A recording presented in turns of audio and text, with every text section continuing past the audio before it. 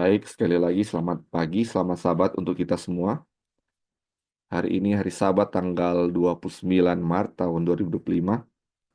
Kita akan melanjutkan kita punya pelajaran ya dari buku Everlasting Covenant atau Perjanjian Kekal.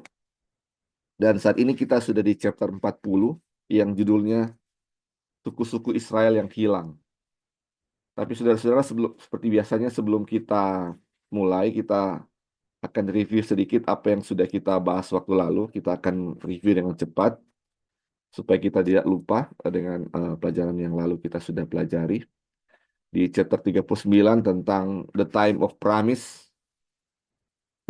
the promise at hand atau waktu dari janji yang sudah dekat.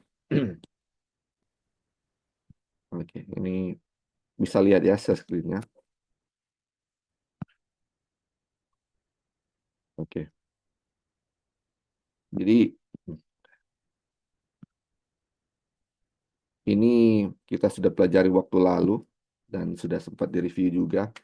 Jadi tujuan Tuhan untuk membawa bangsa Israel ke penawanan ya atau ditawan oleh bangsa Babylon agar supaya mereka ini mempelajari kenapa sih mereka sampai dibawa ke Babylon, apa mereka sampai ditahan 70 tahun di sana. Jadi itu harusnya menjadi bahan perenungan bagi mereka, kenapa sampai mereka dibawa ke sana.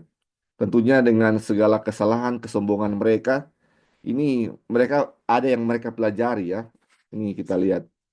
Dan kita baca secara cepat dibilang, jika Israel telah mempelajari pelajaran tentang kepercayaan kepada Allah, dan tidak terus berada dalam belenggu kesombongan dan kepercayaan diri, maka 70 tahun pembuangan di Babel akan membawa mereka ke titik di mana janji yang telah lama tertunda tentang warisan yang kekal akan segera digenapi.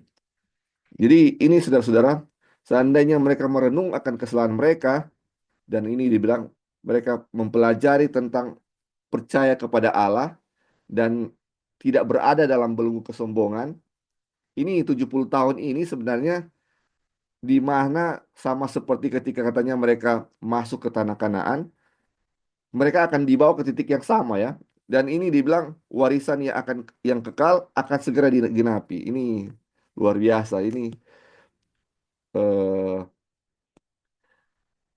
warisan kekal yang sudah dijanjikan kepada Abraham dan kepada keturunannya akan digenapi waktu itu. Ini luar biasa. Nah, terus dibilang ini Nah, ini yang saya bilang tadi ya. Dibilang pada kenyataannya kondisinya akan sama seperti ketika Israel yang dibebaskan dari pembuangan dengan yang dibawa masuk ke tanah Kanaan dibawa ke pimpinan Yosua. 1000 tahun sebelumnya, karena seperti yang telah dinyatakan sampai pada saat awal pembuangan di Babel, satu-satunya waktu nubuat yang pasti adalah periode 70 tahun. Jadi pada zaman itu, saudara-saudara, suatu periode nubuatan yang pasti itu hanya periode 70 tahun. Setelah itu tidak ada waktu nubuatan yang lain. Jadi seharusnya setelah periode nubuatan ini, janji yang Tuhan akan berikan akan digenapi ya. Ini yang dibilang Wagoner waktu itu. Tetapi apa yang terjadi dibilang ini, tetapi Allah telah menubuatkan sebelum masa itu berakhir bahwa pelajaran itu belum dipelajari. Dan karena itu, menjelang akhir masa itu, dia memberikan kepada Nabi Daniel sebuah penglihatan yang menetapkan masa yang lebih panjang lagi. Jadi saudara-saudara, karena pelajaran tadi itu yang tidak dipelajari oleh bangsa Israel, yaitu percaya kepada Allah dan kesombongan diri mereka itu, mereka nggak pelajari itu. Akhirnya sebelum masa 70 tahun itu berakhir, di masa pemerintahan di media Persia ya kita tahu waktu itu, ini Tuhan kasih penglihatan kepada Daniel bahwa akan ada waktu 2300 petangan pagi. Aduh, ini harusnya sudah mau berakhir, sedikit lagi sudah mau berakhir. Ditambah lagi 2300. Dan itu suatu waktu yang sangat panjang ya. Ini periode yang panjang sekali.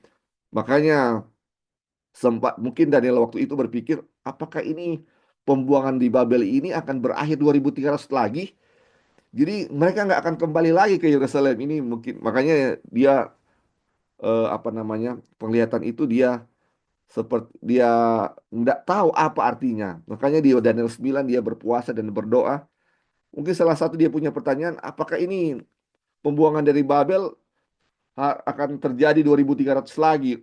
Oh, itu memang sangat lama ya. Dan nah, apa namanya, malaikat menetapkan bahwa 70 tahun itu akan segera digenapi, tetapi akan ada waktu lagi 2300 lah, petang dan pagi. Dan inilah yang dibilang ya. Dan ini setelah itu di Daniel 8, Daniel 8 ini tentang penglihatan dari apa namanya, domba jantan, kambing jantan. Ini dimulai dari domba jantan ya, karena di Babel itu sudah lewat. Ini lagi zaman media Persia. Jadi dimulai dari domba jantan. Tapi kalau di Daniel 2 dimulai dari apa? Dimulai dari kepala dari emas atau Babylon ya. Tapi di Daniel 8 dimulai dari domba jantan atau media Persia. Ini yang sudah kita pelajari waktu lalu ya. Nah,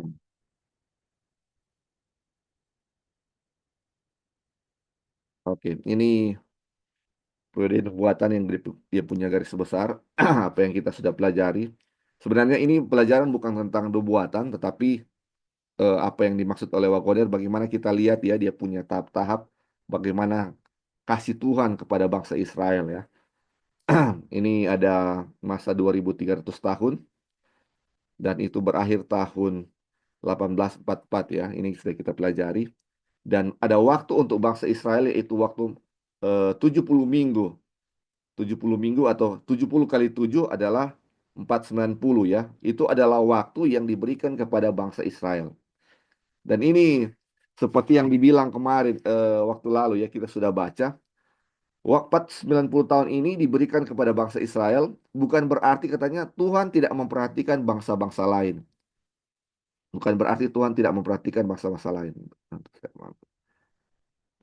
Tapi eh, pas 90 tahun ini adalah waktu yang diberikan Tuhan bagaimana supaya Israel ini bisa menjadi, dia punya umat, bagaimana dia bisa menjadi guru atau teladan bagi dunia. Tetapi apa yang terjadi? Mereka tidak mau, mereka menolak. Bahkan ketika Kristus sendiri datang kepada mereka, mereka tolak dan mereka apa? Mereka menyelipkan Tuhan Yesus. Itu, dan tahun 34 adalah waktu di mana ketika Stefanus dilempari dengan batu, itulah waktu eh, pintu kasihan bagi mereka sebagai bangsa ditutup. Dan sekarang waktunya adalah bagi bangsa-bangsa kafir. Itu yang kita sudah pelajari. Ah, atau mungkin sampai di sini saudara-saudara ada yang mau tambahkan tentang periode waktu ini? Ada yang mungkin ini ada yang saudara-saudara yang mau tambahkan? Oke, kalau tidak ada kita lanjut ya. Jadi dibilang, namun marilah kita perhatikan sejenak periode 490 tahun yang dikhususkan untuk bangsa Yahudi. Apakah itu adalah masa di mana Allah akan bersikap pilih kasih, di mana ia tidak memperhatikan keselamatan orang-orang lain? Nah, ini yang saya singgung tadi ya. Dibilang tidak mungkin, karena Allah tidak membeda-bedakan orang. God is no respecter person ya, atau Tuhan tidak memilih atau memandang bulu ya. 490 tahun diberikan kepada bangsa Yahudi ini bukan berarti bangsa-bangsa lain Tuhan tidak apa namanya, tidak perhatikan ya saudara-saudara. Terus dibilang, ini hanyalah sebuah bukti dari kesabaran Allah di mana Ia akan menunggu selama bertahun-tahun bagi Israel, bagi bangsa Israel, untuk memberi mereka kesempatan untuk menerima panggilan agung sebagai imam-imam Allah, untuk memberitakan janjinya kepada dunia. Tetapi mereka tidak mau. Sebaliknya, mereka sendiri telah melupakannya, sehingga ketika Mesias datang, mereka menolaknya. Ini ini luar biasa. Jadi 490 tahun nubuatan atau waktu khusus bagi bangsa Israel ini adalah apa? Bentuk panjang sabarnya Tuhan. Dan bagaimana panjang sabarnya Tuhan, bangsa Israel tetap menolak sehingga Kristus datang pun mereka tolak dan apa? Mereka salibkan. Terus dibilang sebagai individu, mereka mungkin dicangkokkan ke dalam pohon zaitun yang baik, sama seperti bangsa-bangsa kafir. Dan dengan demikian menjadi Israel. Tetapi kedudukan mereka sebagai pemimpin, sebagai guru rohani bagi dunia, telah lenyap untuk selama-lamanya. Karena mereka tidak menghargainya. Aduh, ini saudara-saudara. Kita sudah tahu ya saudara-saudara, ini eh, janji ini diberikan kepada Abraham ya dan kepada keturunannya. Atau kita bisa bilang ini janji ini diberikan kepada Israel. Karena Israel artinya apa? Pemenang. Dan ini kadang-kadang orang pikir ya, ini kalau dia Israel secara daging atau secara biologi itu yang akan terima. Tetapi kita sudah mempelajari ya bahwa Israel yang dimaksud di sini yang akan menerima janji itu adalah Israel rohani. Dan orang-orang Israel, walaupun mereka itu keturunan Israel asli atau secara daging, tapi karena mereka sudah menolak, ini Tuhan memperhitungkan itu sebagai individu-individu ya, bukan sebagai bangsa lagi. Jadi walaupun dia bangsa kafir, tetapi dia menerima Tuhan, dia akan dihitung sebagai bangsa Israel. Sebaliknya, walaupun dia bangsa Israel sejati, atau bukan sejati ya, bangsa Israel secara daging, tetapi tidak ini kepada tidak berpegang kepada Tuhan, dia itu bukan seorang Israel sejati ya. Nah, ini makanya dibilang kedudukan Israel sebagai pemimpin waktu itu, di mana bangsa itu sebagai guru rohani bagi dunia, ini katanya apa? Telah lenyap selama-lamanya karena mereka tidak menghargainya. Ini waktu tahun 34 ketika mereka menolak ya, ketika mereka melempari Stefanus dengan batu. Itulah akhir mereka sebagai bangsa yang Tuhan tetapkan sebagai apa? Pemimpin atau guru rohani bagi dunia. Terus dibilang, kepada kota yang telah dibangun kembali dan orang-orang yang telah dipulihkan, datanglah firman Allah dalam diri Yesus dari Nazaret. Dan sekali lagi ditolak. Karena itu kota dan umat itu kembali menjadi mangsa orang-orang kafir. Jadi kita sudah pelajari, wow, ya waktu di zaman Babylon, di mana karena mereka tidak menurut kepada Tuhan, bagaimana mereka juga tidak menghormati hari-hari Sabat Tuhan, mereka dibawa ke penawanan ya di Babylon.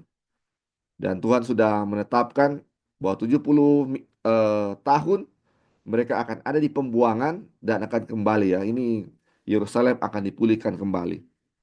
Nah, ini Yerusalem sudah dipulihkan kembali ya, mereka sudah bangun kembali, sudah jadi lagi ini. Tetapi ketika Tuhan datang untuk memperingatkan lagi mereka akan kesalahan-kesalahan mereka dalam diri Yesus dari Nazaret, mereka tolak lagi. Aduh, terus dibilang karena itu kota itu kembali menjadi mangsa orang-orang kafir. Kembali lagi kota itu apa? Diruntuhkan lagi ya oleh bangsa Romawi. Yang sebelumnya oleh bangsa Babylon, sekarang oleh apa? Bangsa Romawi. Ini terjadi lagi ya saudara-saudara karena penolakan akan perintah Tuhan atau firman Tuhan. Setelah bangsa Israel berakhir, apa yang terjadi? Dibilang kemudian tibalah masa dari bangsa-bangsa kafir. Ketika Injil tidak hanya disampaikan kepada mereka, tetapi dipercayakan kepada mereka untuk mereka sampaikan kepada dunia. Saudara-saudara, dulu ini Injil, orang kafir ini, Injil disampaikan kepada mereka. Mereka mendengar Injil ini. Tapi sekarang waktunya mereka juga akan yang menjadi alat untuk sampaikan kepada dunia. Ini bukan cuma orang Israel saja, tetapi sudah bangsa kafir sudah yang akan menyampaikan apa pekabaran kepada dunia, kepada seluruh dunia. Dia bilang, orang-orang bukan Yahudi terdiri dari semua bangsa, sehingga berakhirnya zaman mereka haruslah merupakan akhir dunia. Jadi ini ketika zaman dari bangsa Israel berakhir, waktunya bagi orang-orang kafir. Tetapi setelah berakhir waktu untuk orang-orang kafir, itu haruslah apa namanya? Berakhir masa seluruh dunia. Karena orang-orang kafir itu atau orang bukan Yahudi itu adalah seluruh bangsa ya. Ketika masa mereka berakhir, ini harusnya merupakan apa? Akhir dunia di mana Tuhan akan segera datang dan janjinya akan segera digenapi.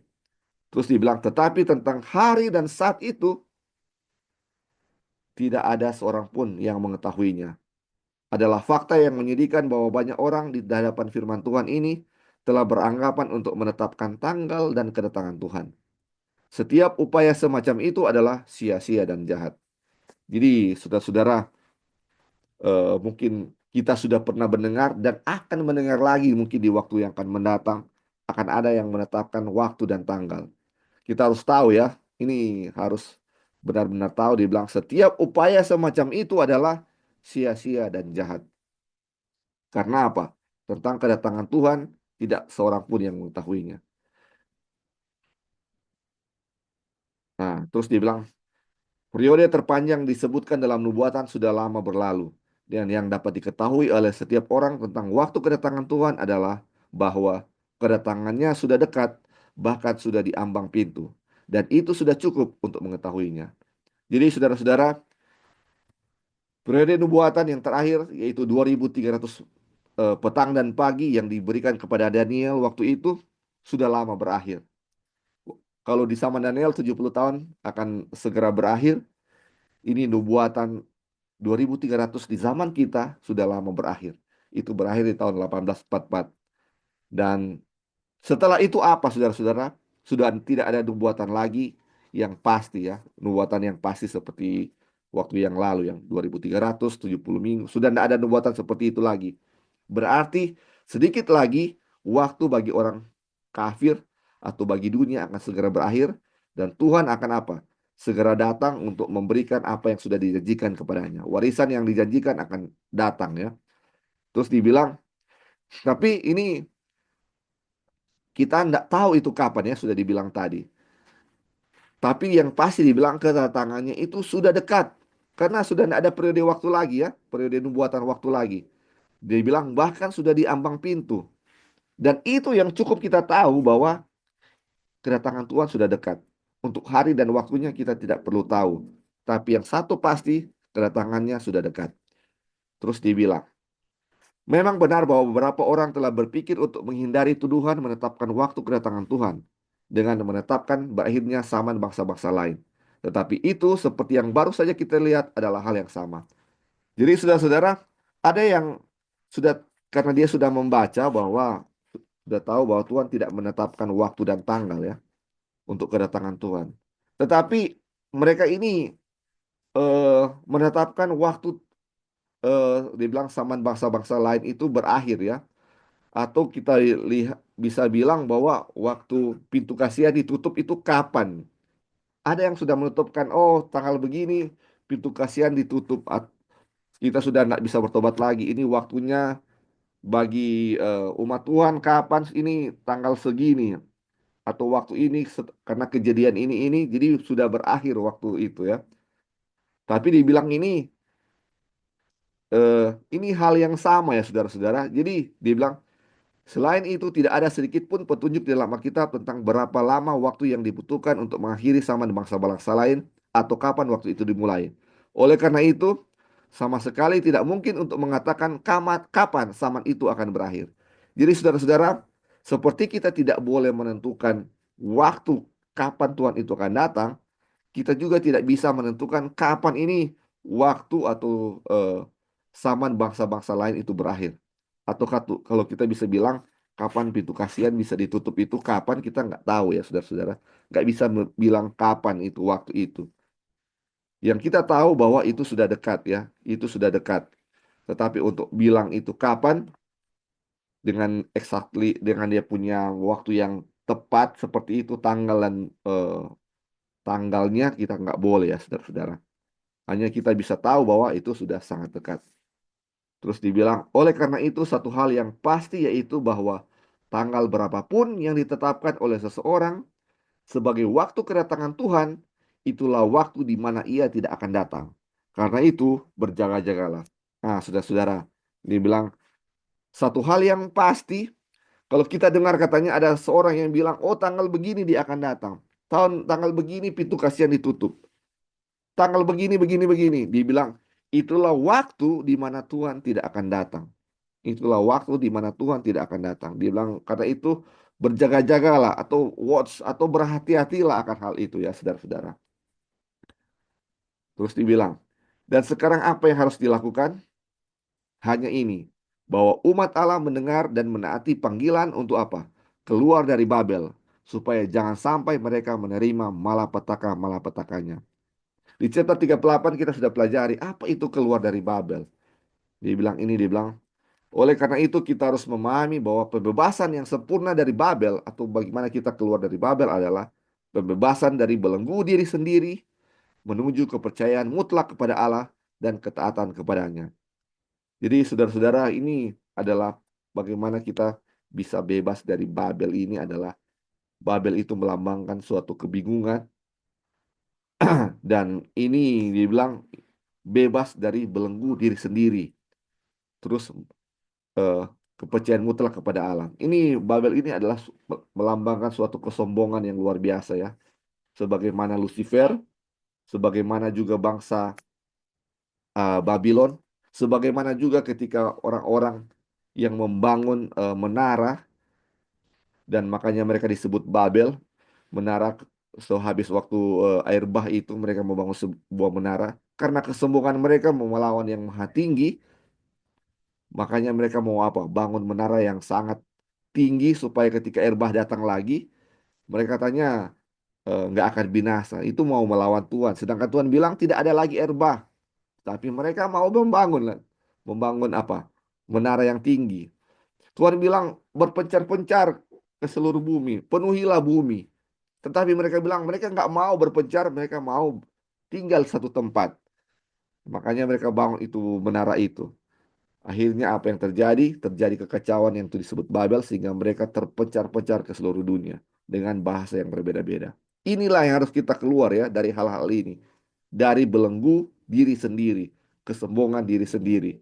Makanya pelajaran tentang pembenaran oleh iman adalah membawa kita punya kesombongan, kita punya kebenaran ke dalam debu tanah ya saudara-saudara. Inilah yang bagaimana kita harus keluar ya. Ini adalah bagian dari apa? Pekabaran malaikat ketiga. Dan keluar dari Babel adalah bagian dari pekabaran malaikat kedua. Terus dibilang, penawanan ini adalah kebebasan. Nah, saudara-saudara, ini sebenarnya ketika dibawa ke penawanan, itu sebenarnya mereka free ya, ke dalam kebebasan. Dia bilang, dengan firman Tuhan kita keluar dari belenggu kesombongan dan kepercayaan diri Babilonia menuju kebebasan dari kelembutan Tuhan. Jadi harusnya ketika kita sadar dibawa ke dalam pembuangan ini, penawanan ini, dan menjadi rendah hati, itu adalah suatu kebebasan. Sebenarnya seperti itu. Terus bilang, siapakah yang akan mendengarkan panggilan untuk keluar dan menukar belenggu tradisi dan spekulasi manusia dengan kebebasan yang diberikan oleh firman kebenaran Allah yang kekal. Jadi ini kutipan terakhir dari chapter 39 ya dibilang. Siapakah yang akan mendengarkan panggilan untuk keluar? Ini keluar dari Babylon ya atau dari ke belenggu kesombongan diri. Terus dan menukar tradisi dan spekulasi manusia dengan kebebasan yang diberikan oleh firman kebenaran Allah yang kekal. Ini saudara-saudara, ini biarlah kita mendengar panggilan Tuhan untuk keluar dari kesombongan kita ini, saudara-saudara. Kalau kita nggak keluar dari kesombongan diri ini, kita akan ditimpa oleh malapetaka-malapetaka, sebagaimana pekabaran malaikat kedua ya. Keluar dari Babylon, kalau enggak, kita akan ditimpa oleh malapetaka-malapetakanya. Dan ini sudah dialami oleh apa? Bangsa Israel, bagaimana malapetaka demi malapetaka mereka alami ya. Di bawah kepenawanan demi kepenawanan. Dari penawanan satu ke penawanan yang lain karena tidak keluar dari apa? Belenggu kesombongan diri. Belenggu kesombongan dan kepercayaan diri Babylon. Oke, sampai di sini saudara-saudara yang waktu lalu. Mungkin ada yang mau tambahkan, saudara-saudara dari apa yang sudah kita bahas. Ya, silakan. Lalu, Ya, silakan. ya jadi dari pelajaran bangsa Israel kita lihat kenapa Tuhan menaruh mereka di Babylon itu kan karena kesombongan diri kan. Itu Iya, dia punya masalah yang besar. Kemudian mereka dihukum untuk supaya rendah hati karena rendah hati itu akan bawa kepada kebebasan. Nah, yang kita lihat di zaman torang ini di gereja Advent ada orang-orang yang memanggil keluar dari gereja Advent kan iya, karena Advent iya, sudah Babylon iya, keluar gitu. Tetapi pas keluar dari gereja Advent yang terjadi itu adalah di kelompok orang-orang yang paling keluar dari gereja Advent karena bilang Advent sudah Babylon, kesombongan rohani itu sangat tinggi gitu. betul, betul. Karena yang dilihat itu adalah saya itu lebih benar dari orang lain, kita punya kelompok lebih suci. Um, aduh, kesombongan kerohanian itu kita lihat sangat luar biasa ya, nggak boleh bergaul dengan ini, nggak. Jadi um, purpose untuk keluar dari, untuk sebenarnya Babel itu kesombongan diri, terus keluar lagi ke another Babylon gitu, ngerti nggak? Jadi Iya, misalnya oke, okay, di gereja sudah Babylon, ini mereka bilang ya keluar gitu, sudah apostasy bla bla bla dan seterusnya seterusnya. Pas keluar dari situ, ini yang setan lakukan adalah keluar dari organisasi atau dari gereja, iya, kemudian membentuk satu grup atau satu apalah yang mereka sebut, tetapi yang setan bawakan itu adalah kesombongan rohani yang hmm. mengerikan ya, yang kita lihat sampai Hubungan Babylon. ekstrim. Iya, sampai masuk ke another Babylon juga gitu. Makanya Iya, harus hati-hati. Istilahnya orang jangan tertipu, karena orang harus tahu konsep Babylon itu apa iya, dan bagaimana cerita bangsa Israel di bawah itu, karena Tuhan harus merendahkan kita punya kesombongan di debu tanah, kemuliaan manusia gitu. Kalau kita dibawa keluar, oh harus keluar misalnya. Terus kita lihat sendiri di kelompok itu juga kesombongan kerohaniannya luar biasa juga. Jadi itu tandanya nggak benar gitulah ya. Jadi yang Tuhan ajarkan kepada kita di mana kita rendah hati gitu. Memang di gereja akan ada apostasi. Memang sudah Ellen White saja sudah tulis sendiri gitu. Jadi kita lihat bahwa kesombongan itu sangat sangat apa ya, di mata Tuhan itu satu hal yang sangat dia tidak suka atau dia hate gitu, karena disitulah Lucifer kita lihat ya, kesombongan diri, pride dibuang dari surga ke bumi, kemudian dari Babylon, dan kita lihat cerita juga bangsa Israel, kesombongan diri itu yang ditonjolkan dalam pekabaran ini supaya kita bergantung sepenuhnya kepada Tuhan gitu. Istilahnya dalam perjalanan bangsa Israel, perjalanan gajah Masehi Advent hari ke-7 pun Tuhan yang pimpin gitu. Jadi jangan kita melangkah apa ya, jangan mendahului Tuhan gitu. Tuhan yang in control begitu. Tetap kita dimanapun kita berada, uh, tetap rendah hati dan belajar dari pengalaman bangsa Israel, karena Tuhan akan menjudge kita secara individu ya, apa kita sudah belajar dari pengalaman bangsa Israel, apa yang kita terima dari pengalaman itu, apa yang dampaknya dalam kehidupan kita itu apa. Oke, itu aja Li, thank you. iya. Terima kasih untuk tambahannya. Mungkin ada lain lagi yang mau tambahkan, saudara-saudara. Jadi kalau misalnya itu keluar dari Babylon itu adalah keluar dari suatu organisasi ya. Ini kan memang itu ya, waktu dari zaman Katolik, Protestan kan ada keluar dari badan organisasi. Jadi mereka menggunakan hal yang sama untuk keluar dari eh, organisasi Advent ya, di mana katanya sudah sama kacau dengan Katolik, di mana kita harus juga keluar dan panggilan malaikat kedua adalah hal yang sama ya. Dan ini yang digaung-gaungkan ya waktu lalu. Jadi banyak juga yang tertipu untuk hal itu, keluar dari organisasi karena mendengar apa yang dikabarkan mereka. Dan ini ya, kalau misalnya itu hal yang keluar dari organisasi, tentunya Wagoner sudah akan singgung soal hal ini ya di sini. Tetapi apa yang dia tuliskan di sini, di mana sebenarnya yang menjadi Babylon itu adalah diri kita sendiri, di mana kita punya kesombongan itu adalah dari diri kita sendiri. Kalaupun kita keluar dari organisasi manapun, sudah menyendiri di hutan, tetapi masih ada kesombongan dari diri kita sendiri, itu sama saja kita masih berada di Babylon. Bukan berada kita di mana posisinya, tetapi ini adalah kesombongan diri dan kepercayaan kepada Tuhan itu. Jadi jadi panggilan keluar itu adalah bagaimana kita ini bilang ya, menukar tradisi dan spekulasi manusia, atau bagaimana kita keluar dari belenggu kesombongan dan kepercayaan diri dari Babylon. Keluar dari Babylon. Karena Babylon itu adalah sombong dan apa namanya? Percaya diri sebagaimana kita tahu ya, Nebukadnezar, dan dia direndahkan sama seperti binatang dan dia bertobat. Dan inilah yang menjadi pelajaran untuk kita ya, bagaimana kita pelajaran-pelajaran ini untuk kita merendahkan diri, kita punya kesombongan itu sampai ke debu tanah ya, sama seperti Nebukadnezar, sehingga dia bisa mengerti dan percaya bahwa ini memang Tuhan yang berkuasa. Tuhanlah yang apa namanya, mengontrol segala sesuatu. Tuhanlah yang apa yang di atas segala-galanya, tidak ada yang lain. Saya ini hanyalah apa, debu tanah. Ini yang menjadi pelajaran untuk kita ya, saudara-saudara. Oke, silakan Boleh ada yang tambahan, menambahkan. boleh tambahan sedikit. Oh ya, silakan, silakan. Jadi kalau orang pelajari cikal bakal bangsa Israel ini kan bermula dari Abraham.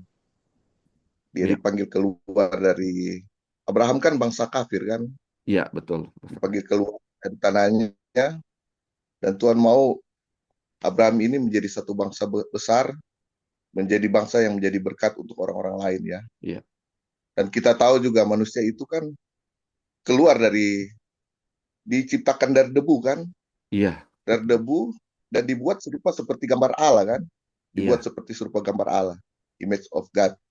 Jadi Abraham juga sama seperti itu, keluar dari bangsa kafir agar bisa membantukan citra Allah gitu, menjadi berkat untuk orang lain.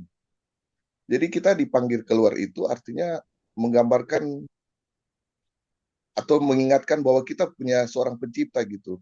Kita punya Allah. Jadi kita jangan keluar dan menjadi sama seperti Allah. Itu sama yang menjadi Babylon gitu. itu dia, Jadi betul, betul. seperti Lali bilang tadi, jangan lupa kita ini adalah debu. Kita mempunyai seorang pencipta. Jadi itu tujuannya dipanggil keluar. Kita keluar dari debu dan dibentukkan oleh Allah supaya menjadi sama serupa gambar Allah. Abraham juga dipanggil keluar dari bangsa kafir.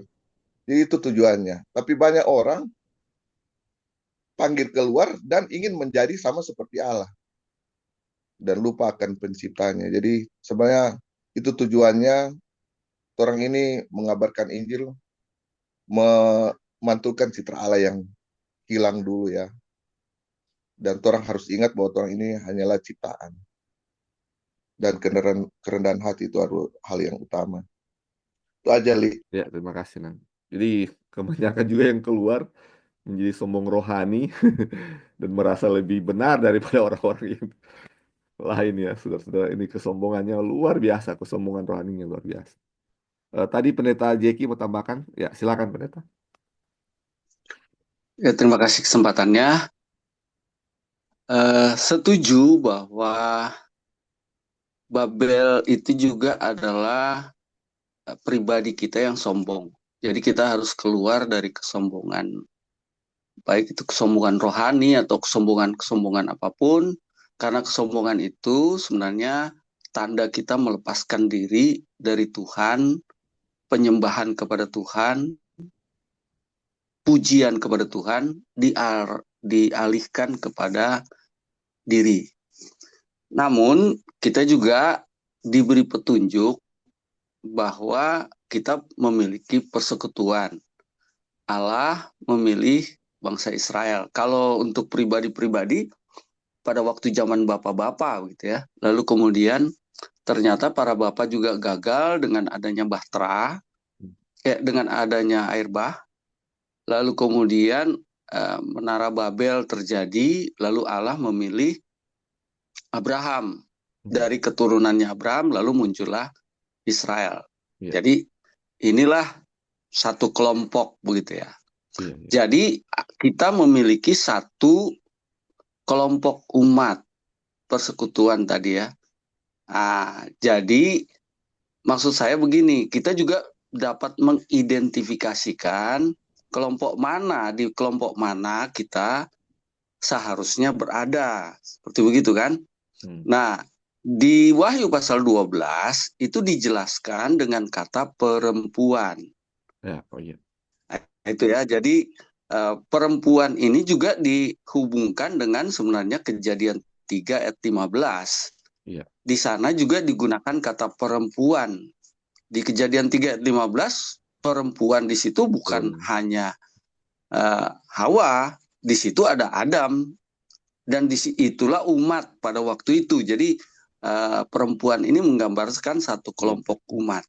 Nah, kalau kita lihat Wahyu pasal 12, itu ada 3 periode perempuan. Perempuan sebelum Yesus lahir.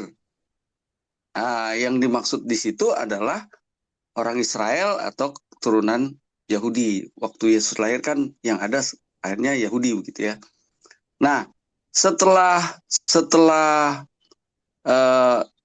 tahun 34 itu beralih ke bangsa-bangsa lain, tadi kan dibilang itu ada perempuan yang diasingkan selama 1260 tahun. 1260 tahun. Itu ada perempuan lagi. Jadi itu bagiannya. Lalu kemudian setelah akhir zaman dan juga 1844, 2300 petang dan pagi, di sana ada lagi yang dikatakan dengan umat yang sisa. Jadi keturunannya yang lain dari perempuan gitu.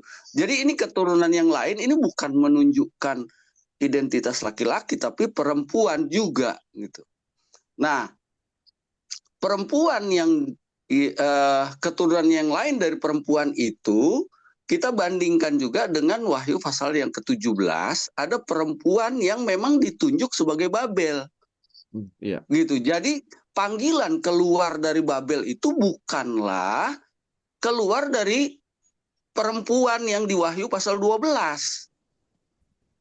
Tapi dipanggil keluar dari identitas Babel yang ditunjukkan di Wahyu pasal 17. Ya.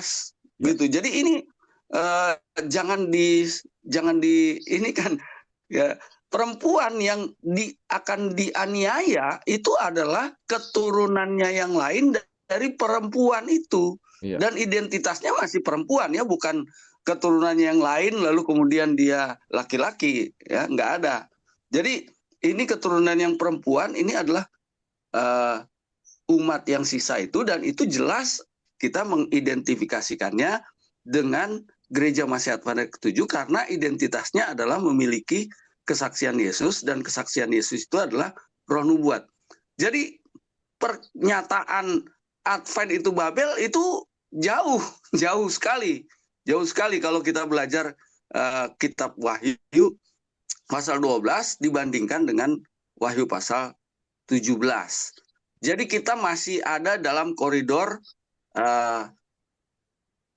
keturunan yang lain dari perempuan, ya, perempuan itu. Lalu kemudian nantinya akan terjadi di mana organisasi itu betul-betul tidak ada, ya, maka akan menjadi satu kelompok. Nah, ini satu kelompok pergerakan, ya, satu kelompok. Ya, kalau bilang pergerakan sudah tidak ada lagi pergerakan karena sebenarnya ini adalah akhir-akhir daripada dunia ini. Jadi itulah kelompok 144.000. Nah, jadi jangan kita keluar dari jalur perempuan tadi ya, keturunannya yang lain.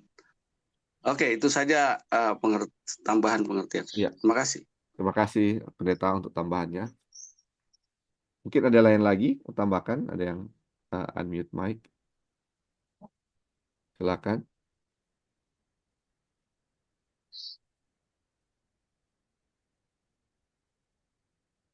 Oh, oke. Baik, kalau sudah tidak ada, terima kasih ya saudara-saudara untuk tambahannya. Jadi kita sudah lebih mengerti maksud dari apa yang dimaksud dari kabar malaikat kedua tentang keluar dari Babylon ya. Apa yang dimaksud dengan itu ya. Jadi keluar dari Babylon yang di Wahyu 17 ya, itu yang sudah dijelaskan oleh pendeta tadi. Oke. Kalau sudah tidak ada tambahan saudara-saudara, kita akan lanjut. Oke. Dengan kita punya pembahasan untuk hari ini. Judulnya Suku-suku Israel yang hilang. Jadi ini mari kita lihat ya. Ini mungkin kita sudah pernah dengar ya, dia punya apa namanya tentang Israel, suku-suku Israel yang hilang. Mari kita ikuti ya dia punya pembacaan. Dia bilang ada sebuah pemikiran yang populer dan hampir mendunia bahwa pada masa pembuangan di Babel, 10 dari 12 suku telah hilang seluruhnya, dan hanya 2 suku yang dapat dikumpulkan untuk kembali ke tanah Palestina pada akhir masa 70 tahun. Jadi itu sudah jelas ya. Jadi katanya yang 10 suku sudah hilang waktu pembuangan di balik 70 tahun ya di Babylon. Dibilang gagasan ini begitu mengakar kuat sehingga hampir semua orang langsung mengetahui apa yang dimaksud dengan ungkapan 10 suku yang hilang. Bagaimana pemikiran ini bisa berkembang, kita tidak perlu mencari tahu. Tetapi cukuplah kita mengetahui apa yang Alkitab katakan tentang bangsa Israel yang hilang. Jadi ini kita akan lihat ya, akan dijelaskan oleh Wagoner tentang 10 suku yang hilang ini. Dan subjudulnya Yehuda dan Israel. Dia bilang, namun pertama-tama ada baiknya kita perhatikan kesalahpahaman yang umum yang terjadi mengenai istilah Yehuda dan Israel. Ketika kerajaan dibagi setelah kematian Salomo, bagian selatan yang terdiri dari suku Yehuda dan Benyamin dikenal sebagai kerajaan Yehuda, dengan Yerusalem sebagai ibu kotanya, sementara bagian utara yang terdiri dari suku-suku yang tersisa dikenal sebagai kerajaan Israel dengan ibu kotanya di Samaria. Kerajaan utara inilah yang pertama kali ditawan, dan suku-suku yang ada di dalamnya adalah suku-suku yang seharusnya hilang. Jadi saudara-saudara, ini dia punya latar belakang, The Lost Tribe of Israel. Jadi kita tahu ya waktu kerajaan di Israel atau kerajaan di bagian utara Israel ini yang disebut Israel ini mereka lebih apa namanya?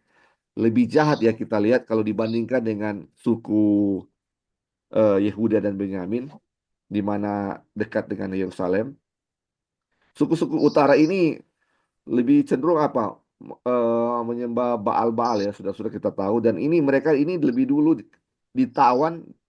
Kemudian yang terakhir adalah suku-suku di bagian selatan. Dan suku di bagian selatan ini ada dua ya, yaitu Yehuda dan Benyamin. Ini makanya dibilang kalau suku di utara itu dia punya ibu kotanya di Samaria dan dibilang Israel, sedangkan di bang selatan ini dibilang Yehuda ya, Yehuda, dan dia punya ibu kota di Yerusalem. Nah, ketika dibilang suku yang hilang itu, orang sudah tahu bahwa itu yang hilang 10 suku yang di utara, itu yang dibilang. Itu yang dibilang ya. Mari kita lihat ya selanjutnya apa yang Wagoner mau tekankan di sini. Judulnya Yahudi dan Israel adalah sama. Dia bilang kesalahpahamannya adalah bahwa istilah orang Yahudi terbatas pada orang-orang dari kerajaan selatan, yaitu suku Yehuda dan Benyamin, dan bahwa istilah orang Israel hanya menunjuk pada suku-suku yang membentuk kerajaan utara yang dianggap telah hilang. Ini saudara-saudara, jadi ada salah paham ya. Jadi karena di suku-suku di utara adalah kerajaan Israel, suku-suku di selatan dibilang kerajaan Yehuda. Makanya kalau mau bilang kata kalau orang-orang di suku di utara dibilang orang Israel. Tapi kalau di bagian selatan dibilang orang Yahudi ya. Ini orang Yahudi. Jadi kalau orang di utara bukan Yahudi, tapi orang Israel. Nah, ini dia punya, dia bilang eh, Yahudi dan Israel adalah sama. Dan ini ada kesalahpahamannya di sini, dia bilang. Istilah penyebutan ya. Terus dibilang, melanjutkan anggapan ini, imajinasi yang hangat dan tak terkendali dari beberapa spekulatif teolog telah membayangkan bahwa orang-orang yang secara umum dikenal sebagai orang Yahudi berasal dari suku Yahuda dan Benyamin saja, dan bahwa ras Anglo-Saxon atau lebih khusus lagi orang-orang Britania Raya, orang Amerika adalah orang Israel, atau dengan kata lain 10 suku yang hilang yang telah ditemukan.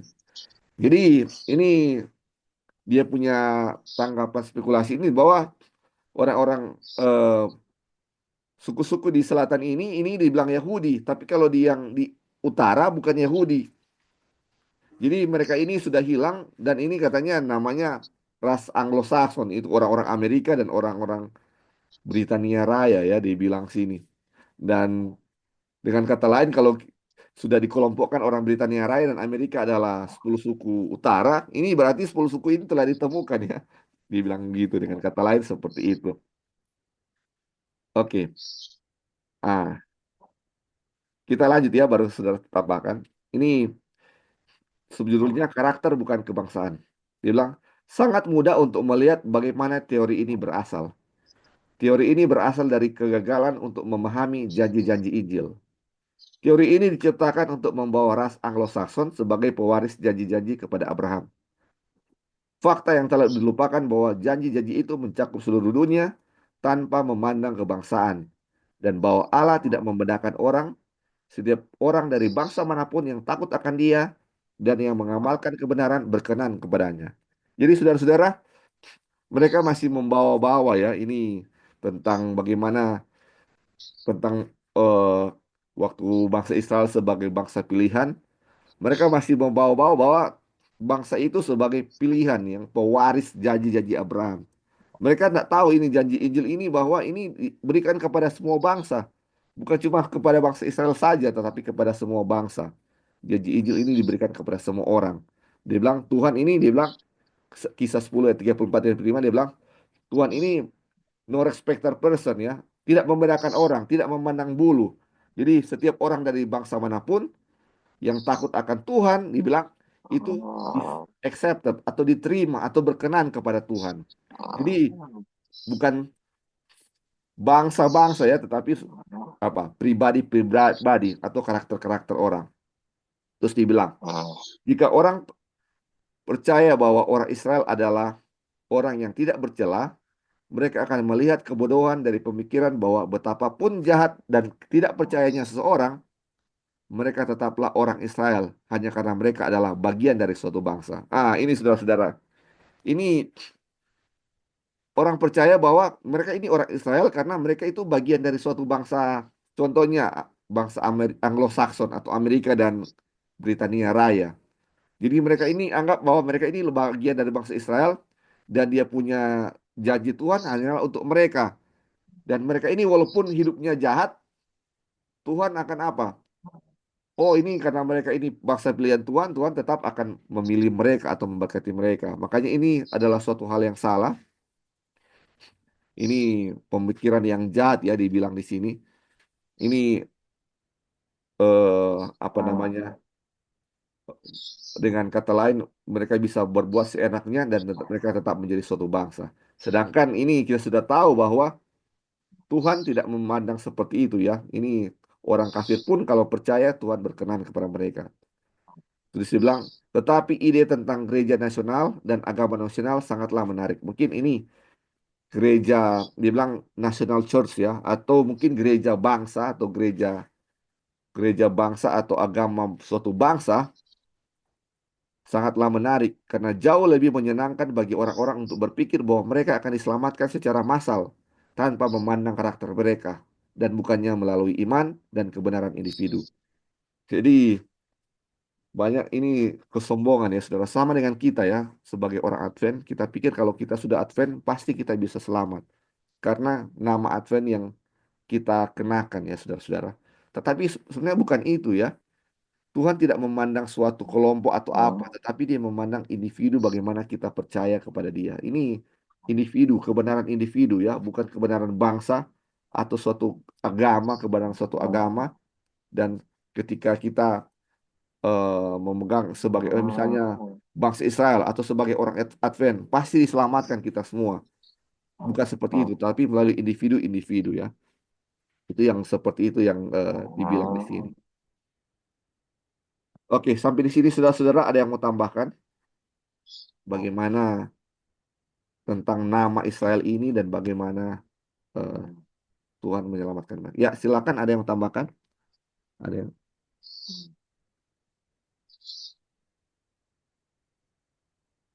ini ada Greenbird mau tambahkan? Ada oh, mungkin enggak ya. Jadi ada yang mau tambahkan saudara-saudara dari apa yang kita sudah pelajari? Jadi ini bagaimana bangsa Israel ini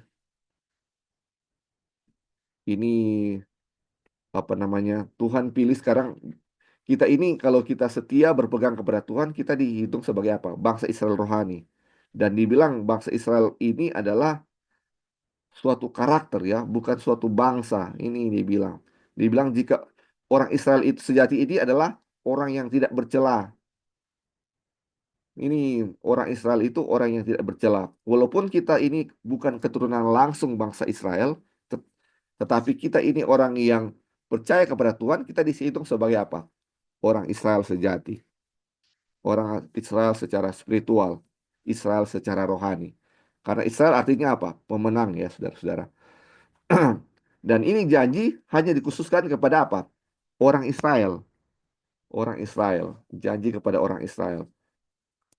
Dan kita tahu orang Israel itu mencakup seluruh dunia ya, saudara-saudara yang percaya kepada Tuhan. Dan walaupun dia orang Israel secara daging, tetapi tidak percaya kepada Tuhan, dia tidak termasuk sebagai bangsa Israel sejati. Ini yang cukup jelas yang kita sudah bahas beberapa waktu lalu ya. Oke, kalau tidak ada tambahan, saudara-saudara, kita akan lanjut ya. Dibilang, eh, sorry, dibilang karakter, oh sorry, Alkitab menggunakan istilah tersebut. Dibilang, berapa teks Alkitab cukup untuk menunjukkan bahwa istilah Yahudi dan Israel digunakan secara bergantian. Masing-masing dapat diterapkan pada orang yang sama. Jadi saudara-saudara, ini tadi ya sempat dibahas bahwa ada orang yang bilang kalau suku di utara namanya Israel, suku di selatan Yehuda dan disebut Yahudi. Jadi orang Yahudi yang di bawah, yang di selatan, orang Israel yang di atas. Jadi mereka membeda-bedakan ya. Tapi mari kita lihat Alkitab menggunakan istilah bahwa ini Yahudi dan Israel ini adalah sama. Dia kasih contoh ya, ini sebagai contoh dalam Ester 2 ayat 5. Kita membaca bahwa di dalam benteng Susan ada seorang Yahudi yang bernama Mordekai bin Yair bin Kis, seorang Benyamin. Jadi ini di Ester 2, orang Yahudi dari suku apa? Benyamin. Terus kita baca di dalam Roma 11 ayat 1 kita mendapati pernyataan Rasul Paulus. Dia bilang, aku juga orang Israel, keturunan Abraham dari suku Benyamin, dan Rasul yang sama berkata, aku seorang Yahudi dari Tarsus. Saudara-saudara, di Roma 11 ayat 1, Rasul Paulus dia bilang apa? Dia ini orang Israel dari suku Benyamin. Jadi, kalau di Ester ini, Mordekai ini orang Yahudi dari suku Benyamin. Kalau di Roma, dibilang Paulus itu orang Israel dari keturunan Benyamin. Jadi ini Israel dan Yahudi ini sama dibilang. Bukan dari atas, dari bawah, dari utara, dari selatan. Tetapi ini memakai di Alkitab bahwa dibilang Yahudi dan apa namanya Israel adalah sesuatu hal yang sama. Tidak membedakan dari mana mereka berasal. Terus dibilang, dalam ayat ini ada satu orang dari suku Benyamin, seorang Yahudi, dan satu orang lagi dari suku yang sama, seorang Israel, dan pada saat yang sama juga seorang Yahudi. Jadi sama ya saudara-saudara. Terus dibilang, sekali lagi Ahaz adalah salah satu raja Yehuda dan memerintah di Yerusalem. Ia adalah keturunan Daud dan salah satu nenek moyang Yesus menurut daging. Namun dalam 2 Tawarik 28 ayat 19, dalam sebuah catatan tentang penyebuhan ke Yehuda, bagian selatan oleh orang Filistin, kita diberitahu bahwa Tuhan merendahkan Yehuda oleh karena Ahaz, raja Israel itu, membiarkan kebiadaban berlaku di Yehuda dan berubah setia kepada Tuhan. Jadi ini Raja Ahaz ini salah satu raja Yehuda kan, terus memerintah di Yerusalem. Terus dia bilang ini Tuhan merendahkan Yehuda karena Ahaz, raja Israel, dia bilang. Padahal Ahaz ini raja Yehuda. Tapi Tuhan bilang oleh karena Ahaz, raja Yehuda itu membiarkan kebiadaban berlaku di Yehuda dan berubah setia kepada Tuhan. Jadi istilah Yehuda dan Israel ini adalah suatu yang sama yang digunakan di dalam Alkitab. Terus dia bilang, ketika Rasul Paulus kembali ke Yerusalem dari salah satu perjalanan misinya, orang-orang Yahudi yang datang dari Asia melihat Paulus di dalam bait Allah, lalu mereka menghasut rakyat dan menangkap dia sambil berteriak, hai orang-orang Israel, tolong. Jadi saudara-saudara ini menegaskan ya bahwa Israel dan Yahudi adalah hal yang sama. Jadi waktu Paulus ini katanya ada dalam bait Allah ada orang-orang Yahudi yang datang ya. Mereka hasut rakyat untuk tangkap dia. Dan dia bilang di orang sekelilingnya di situ. Jadi orang-orang di sekeliling juga orang-orang Yahudi kita tahu ya. Tapi apa yang dibilang oleh orang-orang Yahudi ini? Dia bilang, orang-orang Israel, tolong atau tangkap ini Paulus ini ya, saudara-saudara. Jadi istilah atau pemakaian Israel di dalam Alkitab adalah sama. Jadi Israel dan apa namanya Yahudi adalah sama. Oke, sampai di sini saudara-saudara ada yang mau tambahkan? Ini bagaimana kini dia punya latar belakang ya tentang eh, suku-suku yang hilang. Apa yang akan kita pelajari di sini? Oke, kalau belum ada kita lanjut ya saudara-saudara. Ini tinggal sedikit. Subjudulnya satu leluhur yang sama. Pembaca dapat dengan mudah melihat alasan alamiah dari hal ini. Ketika ia mengingat bahwa kedua belas suku berasal dari satu orang, yaitu Yakub atau Israel. Oleh karena itu istilah Israel dapat diterapkan kepada salah satu atau semua suku. Sementara itu karena keunggulan Yehuda, istilah Yahuda kemudian diterapkan kepada semua orang Israel tanpa memandang suku mereka. Saudara-saudara, ini dia punya latar belakang ya. Kenapa Israel dan Yahudi ini sama? Ini 12 suku itu termasuk yang di selatan ini adalah keturunan dari Yakub atau bangsa Israel ya. Jadi eh ya apa namanya bangsa di selatan itu yaitu Yehuda ini adalah bangsa Israel juga. Mereka Israel karena keturunan dari Israel. Jadi ini bangsa Israel ini atau Israel ini dapat diterapkan katanya kepada semua suku, satu atau semua suku, semua bisa dibilang Israel. Terus ini dia bilang keunggulan Yehuda ini atau dia punya apa namanya Yehuda lebih mencolok daripada yang lain karena dia punya kesetiaan waktu itu kepada Tuhan, di mana bangsa-bangsa itu di utara sudah menyembah Baal, tapi yang di selatan apa namanya masih setia kepada Tuhan pada waktu itu ya. Ini makanya eh, ini lebih mencolok waktu itu ya dia punya nama Yehuda, Yahudi ya. Dan kemudian eh, Yehuda ini orang Yahudi ini diambil dari Yehuda ini ya, dari Jewish ini, Juda ke Jewish ya, Juda ke Jewish. Jadi karena dia punya nama ini mencolok, nama Yahudi ini juga bisa dipakai untuk semua orang apa? Semua orang Israel ya, semua orang Israel tanpa memandang suku mereka. Walaupun suku di utara, mereka juga bisa dibilang orang-orang Yahudi. Oke, terus kita lanjut dibilang, ketika berbicara tentang perjanjian-perjanjian Allah, perjanjian-perjanjian, Allah berkata bahwa Ia akan mengadakan perjanjian baru dengan kaum Israel dan kaum Yehuda untuk menegaskan bahwa perjanjian yang baru akan dibuat dengan seluruh umat yang tidak terbagi-bagi sama seperti perjanjian lama.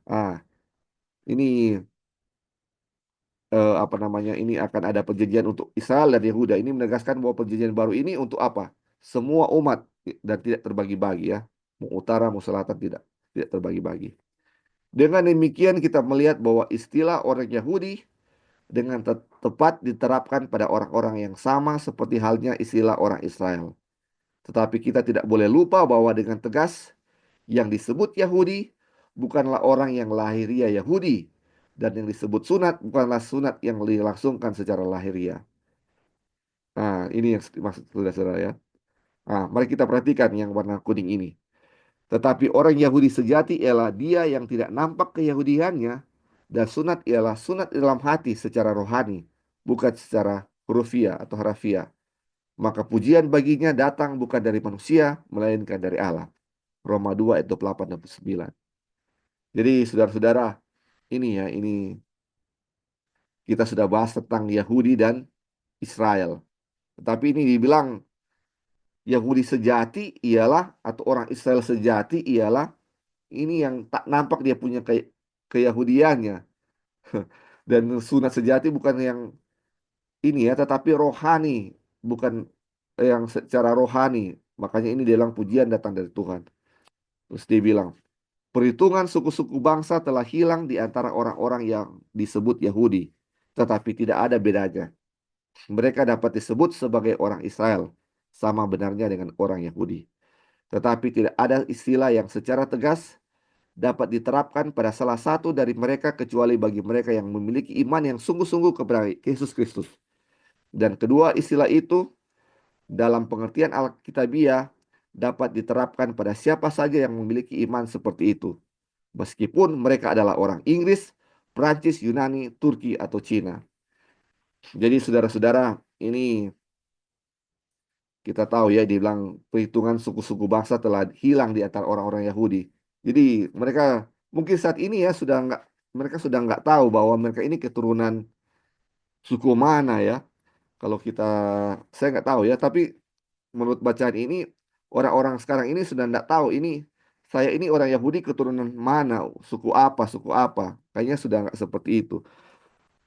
Tapi ini dibilang yang menjadi apa namanya poin dari apa yang kita pelajari ini adalah kita ini semuanya bisa menjadi bangsa Israel, dan bangsa Israel adalah bangsa yang artinya pemenang, dan dibilang ini janji kepada bangsa Israel akan menjadi bagian kita. Dibilang eh, tidak ada istilah yang secara tegas dapat diterapkan pada salah satu dari mereka kecuali bagi mereka yang memiliki iman yang sungguh-sungguh kepada Yesus Kristus. Jadi, bila kita memiliki iman yang sungguh-sungguh kepada Kristus, kita ini adalah orang apa? Israel. Dan kedua istilah itu dalam pengertian Alkitab, yaitu orang Israel, orang Yahudi, dapat diterapkan kepada siapa saja ya, saudara-saudara yang memiliki iman seperti itu. Walaupun kita ini orang Indonesia ini, walaupun kita ini orang Indonesia, kita adalah orang Israel yang sejati, orang Yahudi, bukan orang Yahudi secara daging, tetapi Yahudi secara rohani. Inilah umat-umat Tuhan yang eh, apa namanya, umat Tuhan yang sejati, yang dimana akan menerima janji yang Tuhan akan berikan ya. Pada apa? Tuhan berikan kepada Abraham bahwa dia dan keturunannya akan memiliki janji itu.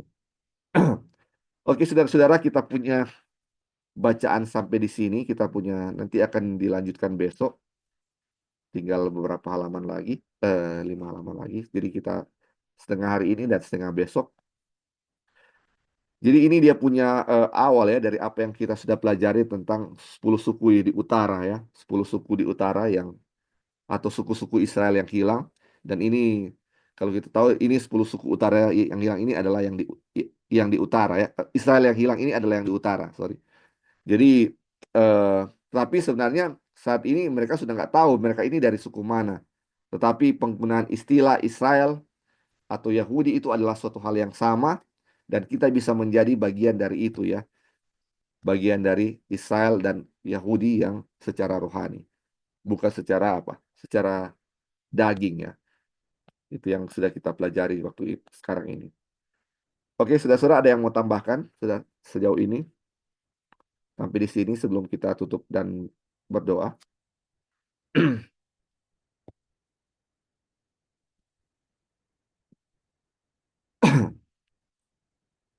Sudah cukup jelas ya saudara-saudara.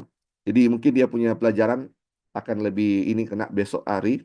Dan jangan lupa kita bisa join lagi besok. Dan kita bisa menerima firman Tuhan ya. Tentang bagaimana suku-suku Israel yang hilang ini. Dia punya aplikasinya dalam kehidupan kita. Baik, kita akan berdoa.